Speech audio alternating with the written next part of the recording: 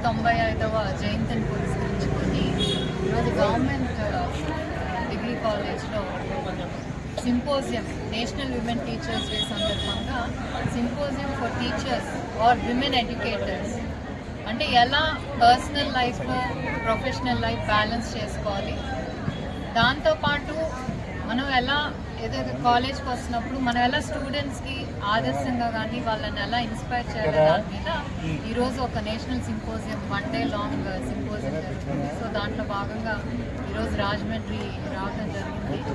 కేవలం కాలేజ్ స్కూల్లోనే కాదు, ఇళ్లల్లో కూడా అటు ఇంటి పని చూసుకోవాలి, పిల్లల బాధ్యత చూసుకోవాలి, మళ్ళీ ఇక్కడికి వర్క్ ప్లేస్కి వచ్చినప్పుడు ఇక్కడ చూసుకోవాలి. సో దానికి ఒక అనుకూలమైన వాతావరణం కానివ్వండి, ఒక స్ట్రెస్ ఫ్రీ ఎన్విరాన్మెంట్ అనేది ఎలా క్రియేట్ చేయాలనే దాని మీద ఈరోజు డిస్కషన్ అనేది జరుగుతుంటుంది.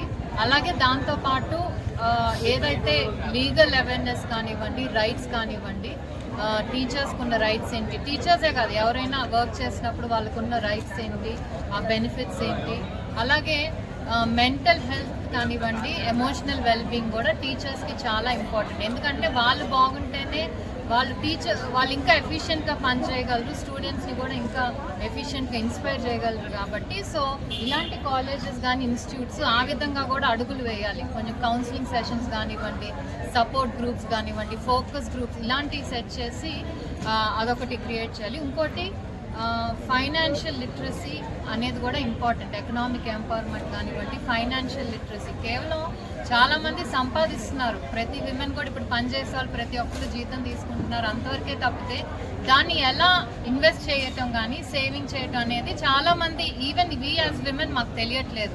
అది కూడా ఇంపార్టెంట్. ఎందుకంటే వచ్చింది తీసుకెళ్ళి మనం ఇంట్లో వాళ్ళకి ఇస్తాం, వాళ్ళు దాన్ని మేనేజ్ చేస్తూ ఉంటారు.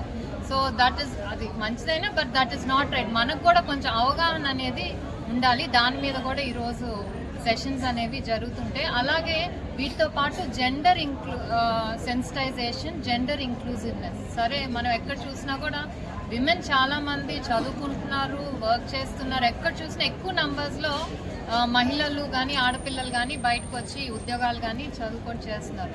వీళ్ళు ఇలా వచ్చినప్పుడు కేవలం అక్కడి వరకే కాదు, కేవలం ఒక దశలోనే ఆగిపోవటం కాదు, వాళ్ళని లీడర్షిప్ రోల్స్ కూడా ఎలా స్ట్రెంగ్తెన్ చేయాలి, ట్రైన్ చేయాలి.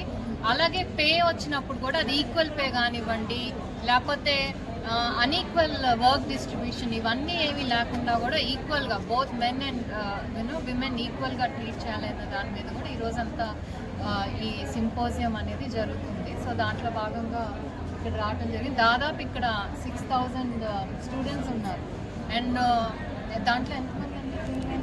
3,000. Almost half the population is female girls. And ఎంతో ప్రాచీన చరిత్ర, హిస్టారిక్ లెగసీ ఉన్న కాలేజ్. సో ఈరోజు ఈ సందర్భంగా ఇక్కడికి రావటం, అలాగే ఈ కాలేజ్లో ఉన్న విమెన్ ఎంపవర్మెంట్స్, ఎస్పెషలీ సావిత్రిబాయి ఫూలే గారి జయంతిని పునర్వించుకొని ఈరోజు ఈ సింపోజియం పెట్టడం అనేది అభినందన.